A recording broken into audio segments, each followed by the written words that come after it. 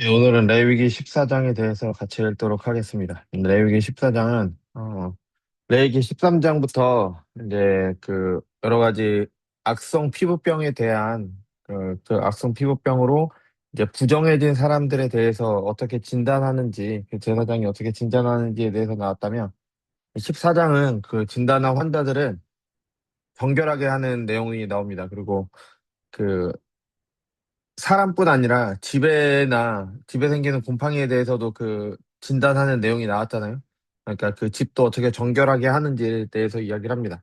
이 방법이 이 악성 피부병을 치료하는 방법이 아닙니다. 그 악성 피부병을 없애기 위해서 이런 뭐 사람에게 있는 악성 피부병을 치료한다든가 아니면은 집에 생긴 악성 피부병과 같은 그 곰팡이를 없애기 위해서 사용하는 방법이 아니라 이거는 말 그대로 정결 예식입니다. 그러니까 부정한 사람들, 그러니까 부정하다고 그 피부병이 있는 사람들은 부정하기 때문에 하나님과 함께 할 수 없다라고 그렇게 했잖아요. 물론 그 병에 걸렸다는 것 자체가 죄인임을 말하는 건 아니지만 병에 걸렸다는 것으로 죄인이 함부로 하나님 앞에 설 수 없다는 것, 더러운 죄인이 하나님 앞에 설 수 없다는 걸 나타내는 거였죠. 나병의 그 악성 피부병에 걸렸다는 게 죄인이다, 더럽다, 너는 하나님 앞에 설 수 없다. 궁극적으로 그걸 말하는 게 아니라 그걸 통해서 더러운 사람들, 죄인인 사람들은 하나님 앞에 설 수 없다는 것을 나타내기 위해서 이거를 이 부정과 정결을 이제 나눠서 이렇게 말씀하시는 거고요. 그리고 이 정결하게 하는 거는 그럼 부정해진 사람들이 어떻게 하나님 앞에 다시 설 수 있느냐. 그러니까 다시 말하자면 그게 궁극적으로 나타내고자 하는 거는 죄인들이 죄를 지어서 더럽게 된 사람들이 하나님 앞에 설 수 없게 된 사람들이 어떻게 다시 정결해져서 거룩해져서 그 죄의 문제를 해결하고 하나님 앞에 서게 되는지에 대한 내용이 나오는 겁니다. 그게 사람에게 걸린 악성 피부병과 그 뭐 옷이나 집에 있는 그 곰팡이나 뭐 악성 피부병 비슷한 것을 통해서 부정해지는 것을 나타냈다면 그럼 그 문제를 어떻게 해결할 것인가? 그 해결법이 나온 겁니다. 그러니까 이거는 어떤 질병의 치료나 아니면 집을 깨끗하게 하는 문제가 아니라 부정해진 사람이 어떻게 다시 하나님 앞에 설 수 있게 정결해지느냐, 그거의 관점에서 봐야 되는 거고요. 그리고 이 정결 예식은 궁극적으로 예수님을 통해서 이루어집니다. 그러니까 이 모든 것이 하나님께서 이 시대에는 이런 방법을 통해서 거룩해야 됨을 말씀하셨다면은 지금 우리에게는 예수님을 통해 거듭난 우리는 죄의 문제를 예수님께서 해결하셨기 때문에 우리가 어떻게 하나님 앞에 서야 되는지 우리가 그럼에도 불구하고 여전히 우리는 죄를 짓잖아요. 그러니까 그 죄의 문제를 어떻게 해결하고 하나님 앞에 회개하고 다시 하나님께 어떻게 나아가야 되는지 그러니까 죄인들이 감히 하나님 앞에 설 수 없다는 걸 다시 한번 보면서 어, 그런 관점에서 생각을 해야 돼요. 그러니까 물론 이런 의식들을 지금 우리가 다시 문자 그대로 행해서 우리가 정결해지는 게 아닙니다. 이런 의식들이 진짜로 어떤 능력이 있어서 사람을 정결하게 하는 게 아니라 하나님께서 이렇게 하면은 그 사람의 죄를 용서하시겠다. 이렇게 하면은 그 사람을 정결하게 여겨주시겠다라고 했기 때문에 이 방법들이 효과가 있는 거죠. 지금 우리는 예수님을 믿음으로 그리고 예수님을 우리의 죄를 하나님께 고백하고 우리의 죄를 회개함으로 이 정결 의식을 행하게 되는 거지. 우리의 삶 가운데 거룩한 삶을 살아가게 되는 거지. 이런 예식들 자체에 어떤 능력이 있어서 그런 거 아니라는 것을 생각하시면서 예, 우리가 얼마나 부정한 사람들이 하나님 앞에 설 수 없다라는 것과 그리고 우리가 정결해져야지 하나님 앞에 설 수 있다라는 그 관점에서 생각하시면서 14장을 읽으셔야 됩니다. 1절부터 보겠습니다. 여호와께서 모세에게 말씀하여 이르시되 나병 환자가 정결하게 되는 날 그래서 말씀드린 것처럼 이거는 치료하게 되는 게 아니라 의식적으로 하나님 앞에 설 수 있는 너는 이제 설 수 있어라고 제사장이 판결을 이렇게 해결을 해주는 겁니다. 그죠? 당연히 이거는 예수님을 통해서 이루어진 것을 미리 보여주고 있는 거고요. 네, 첫 번째는 정결하게 되는 날의 규례는 이러하니 곧 그 사람이 제사장에게로 데려갔고요. 첫 번째는 제사장이 진영에서 나가, 그러니까 진영 밖에서 이루어집니다.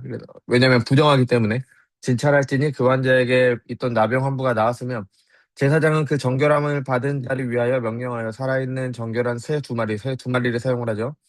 백항목과 홍색 실과 우슬초를 가져오게 하고 제사장은 또 명령하여 그 새 하나는 흐르는 물 위에 질그릇 안에서 잡게 하고 한 마리는 죽입니다. 그래서 피를 바르죠.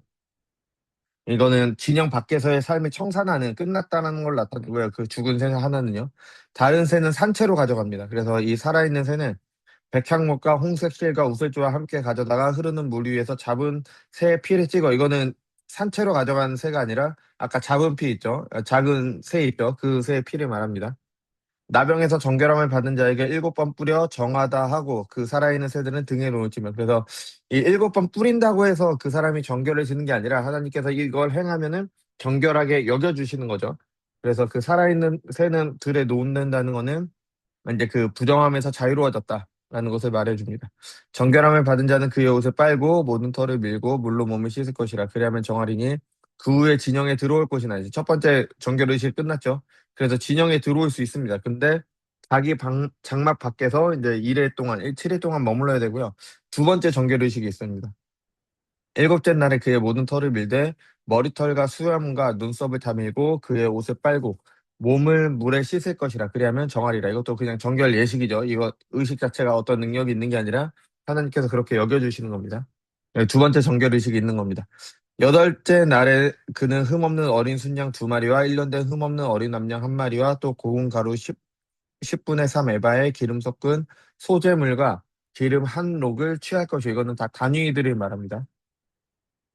그래서 이 정결 예식은 이 하나님께 드리는 이 제사는 제사장의 정결 예식과 비슷합니다. 그래서 같은 정결 예식이기 때문에 비슷한 점이 있죠. 정결하게 하는 제사장은 정결함을 받을 자와 그 물건들을 회막문 여호와 앞에 두고 어린 순양 1마리를 가져다가 기름 한 놋과 아울러 속건제를 드리되 여호와 앞에 흔들어 요제는 하나님 앞에서 흔드는 재물을 흔드는 걸 말하는 거죠. 그 어린 순양은 거룩한 장소고 속죄물과 번제물 잡은 곳에서 잡을 것이며 속건제물은 속죄제물과 마찬가지로 제사장에게 돌릴지니 이는 지극히 거룩한 것이라. 제사장은 속건제물의 피를 취하여 정결함을 받을 자의 오른쪽 귓부리와 오른쪽 엄지손가락과 오른쪽 엄지발가락에 바를 것이고, 이것도 했던 거죠. 이게 뭐냐면은 전인격에 그 사람 전부에 피를 바른다. 그래서 정결하게 됨을 나타내고 있는 거고요. 제사장은 또 그 한록의 기름을 취하여 자기 왼쪽 손바닥에 따르고 오른쪽 손가락으로 왼쪽 손에 기름을 찍어 그 손가락으로 그것을 여호와 앞에 7번 뿌릴 것이요. 이거는 하나님의 임재의 상징을 나타내는 거죠. 그 기름을 바르고 있는 겁니다.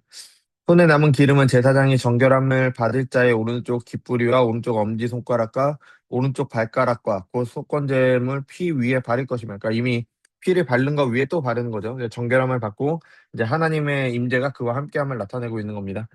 아직도 그 손에 남은 기름은 제사장이 그 정결함을 받을 자의 머리에 바르고 제사장은 여호와 앞에서 그를 위하여 속죄하고 또 제사장은 속죄제를 드려 그 부정함으로 말미암아 정결함을 받을 자를 위하여 속죄하고 그 후에 번제물을 잡을 것이요 제사장은 그 번제와 소제를 제단에 드려 그를 위하여 속죄할 것이라. 그리하면 그가 정결하리라. 만일 그가 이제 정결하는 두 번째 의식까지 다 나왔죠. 근데 가난한 문제가 있죠. 그래서 재물을 바치지 못하는 사람이 있을 때는 이 정결의식은 반드시 해야 되는 거기 때문에 할 수 있는 방법을 주셨습니다. 그죠? 그의 힘이 미치지 못하면 그는 흔들어 자기를 속죄할 속건제를 위하여 어린 순양 1마리와 소제를 위하여 재물이 값어치가 좀 낮은 재물을 사용하게 되죠.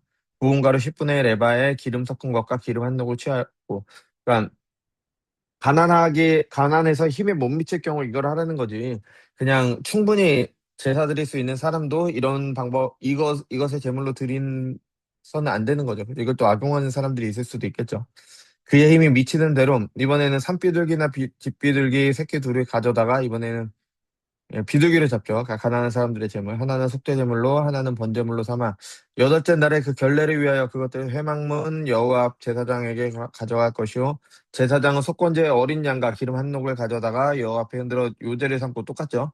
속건제의 어린 양을 잡아 제사장은 그 속건제물의 피를 가져다가 정결함을 받을 자의 똑같은 방식입니다. 근데 제물만 바뀌었죠. 오른쪽 귓부리와 오른쪽 엄지손가락과 오른쪽 엄지발가락에 바를 것이요 제사장은 그 기름을 자기 왼쪽 손바닥에 따르고 오른쪽 손가락으로 왼쪽 손에 기름을 조금 찍어 여호와 앞에 7번 뿌릴 것이요 그 손의 기름은 제사장이 정결함을 받을 자의 오른쪽 깃뿌리와 오른쪽 엄지손가락과 오른쪽 엄지발가락과 발가락 그 속건제물의 피를 바른 곳에 바를 것이며, 똑같습니다. 제물만 달라진 겁니다.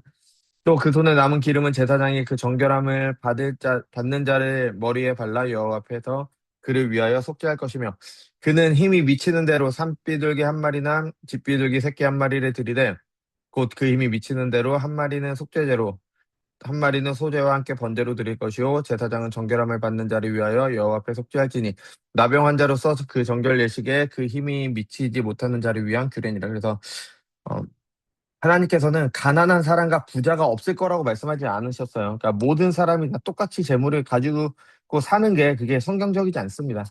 하나님께서는 분명히 부자로 사는 사람도 있고 가난한 사람으로 사는 사람도 있는 겁니다. 하나님께서 그렇게 살도록 예정하셨습니다. 그렇게 살도록 예정하셨는데 그 이유는 무엇이냐?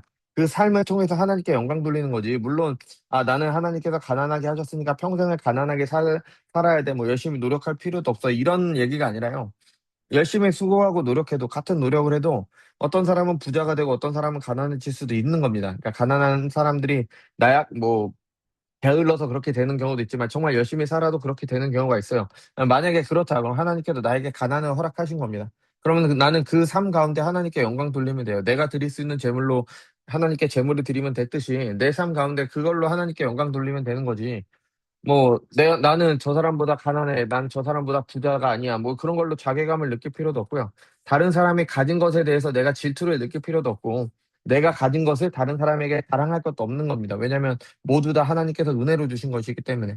그럼 내게 주신 것 갖고 하나님께 영광 돌리면 되는 거지. 다른 사람을 볼 필요가 없는 거예요. 그래서 다른 사람에게 있는 것으로 좀 있는 것을 부러워해서 뭐 그 사람을 비난한다든가, 그래서 부자들이 뭐 악마화하고 그렇게 한다든가, 아니면 내가 다른 사람보다 조금 못난 것을 내가 좌절하거나 뭐 자포자기하거나 뭐 그런 자격지심을 갖는다든가.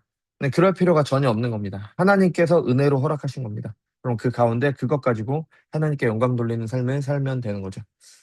여호와께서 모세와 아론에게 말씀하여 이르시되 내가 내게 기업으로 주는 가나안 땅에 너희가 이를 때에 너희 기업의 땅에서 어떤 집에 나병 색점을 발견하거든 그 집 주인은 제사장에게 가서 말하여 알리기를 무슨 색점이 집에 생겼다 할 것이요 제사장이 그 색점을 살펴보러 가기 전에 그 집 안에 있는 모든 것이 부정을 면하기 위하여 그 집을 비우도록 명령한 후에 들어가서 그 집을 볼지니 그 색점을 볼 때에 그 집 벽에 푸르거나 붉은 무늬의 색점이 있어 벽보다 우묵하면 제사장은 그 집 문으로 나와 그 집을 이래 동안 폐쇄하였다가 이래 만에 또 가서 살펴볼 것이요.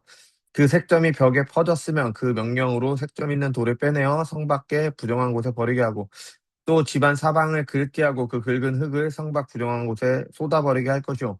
그들은 다른 돌로 그 돌을 대신하며 다른 흙으로 그 집에 바를지니라. 돌을 빼내면 집을 긁고 고쳐 바른 후에 색점이 집에 재발하며 제사장은 또 가서 살펴볼 것이요. 그 색점이 만일 집에 퍼졌으면 악성 나병인즉 부정하니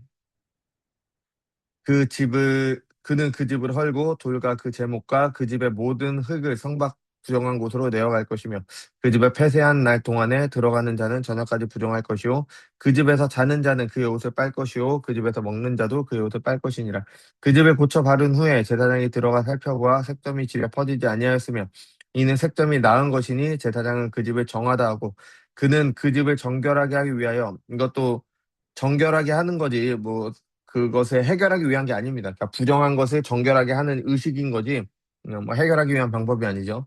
새 두 마리와 백항목과 홍색 실과 우슬초를 가져다가 그 새 하나는 흐르는 물 위에 이거 똑같죠. 그 첫 번째 진영 밖에서 했던 거랑 똑같죠. 질그릇 안에서 잡고 백향목과 우슬초와 홍색 실과 살아있는 새를 가져다가 잡은 새의 피는 흐르는 물에 찍어 그 집에 7번 뿌릴 것이요. 그 사람에게 뿌렸는데 7번 뿌죠. 그 다음에 그는 새의 피와 흐르는 물과 살아있는 새와 백향목과 우슬초과 홍색 실로 집을 정결하게 하고 그 살아있는 새는 성 밖에 놓아주는 것도 똑같죠. 그죠? 그래서 이제 그 부정함으로부터 벗어났다. 그걸 말해줍니다. 그 집을 위하여 속죄할 것이라. 그러면 정결하리라. 이는 각종 나병 환부에 대한 규례니 곧 옴과 의복과 가옥의 나병과 돋는 것과 뾰루지와 색점이 어느 때는 부정하고 어느 때는 정함을 가르치는 것이니 나병의 규례가 이러하니라. 그래서 14장이 끝나게 됩니다.